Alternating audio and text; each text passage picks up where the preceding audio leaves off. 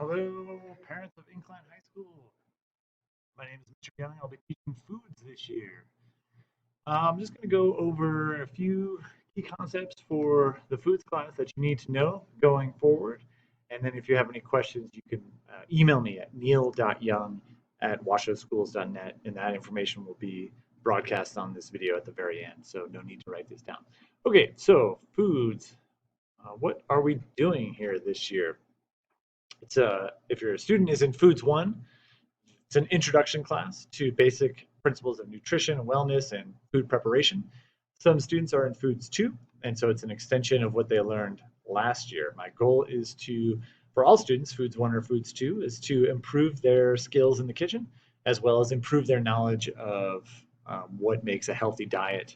And in terms of nutrition, what they can tweak in their diet depending on their needs, right? Depending on their physical, mental, and emotional needs, because food can have a dramatic impact on all of those.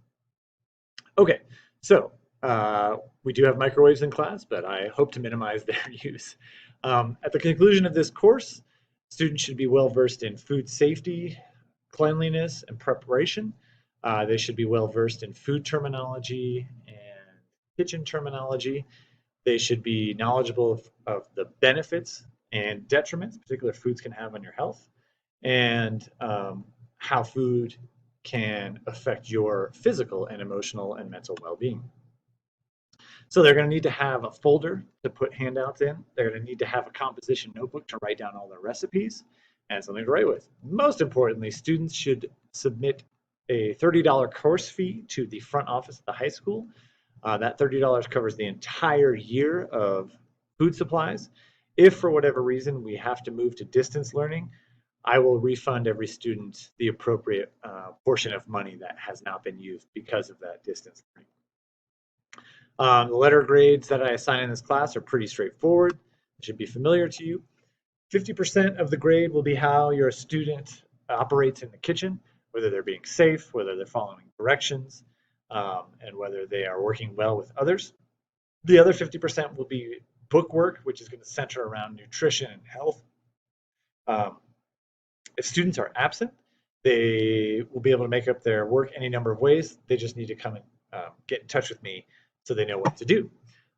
Most important, their behavior is something that needs to be of the utmost care, because dangerous things can happen in the kitchen. We're cooking with knives, we are cooking with heat, and so students need to be aware of that, the potential danger, and act accordingly.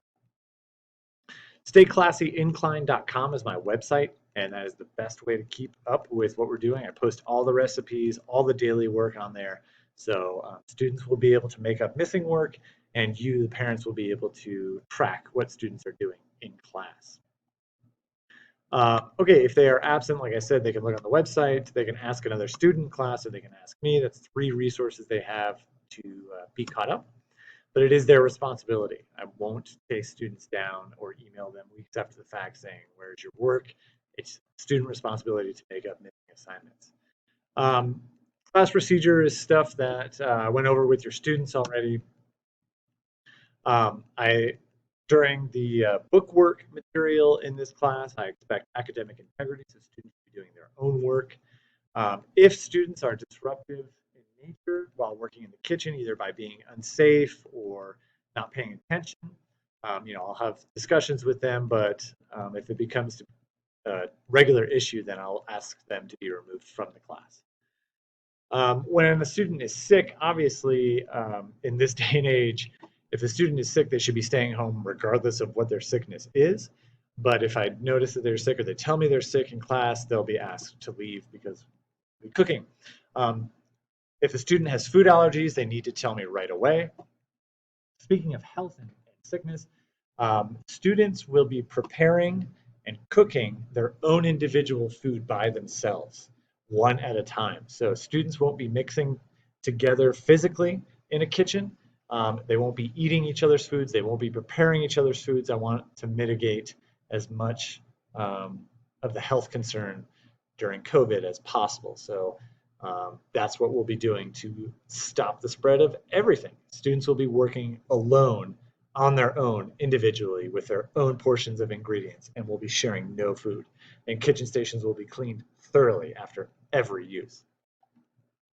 Um, let's see. Get in touch with me if you have any questions. Again, my name is Neil. My name is Neil Young, and my email address is neil.young@washoeschools.net. Um, please stay healthy, take care, and review my website. There's a course syllabus there on the website that you can look at to review all this information.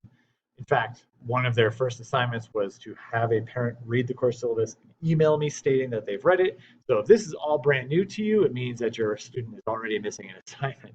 So with that, I will say good night, and I will talk to you soon.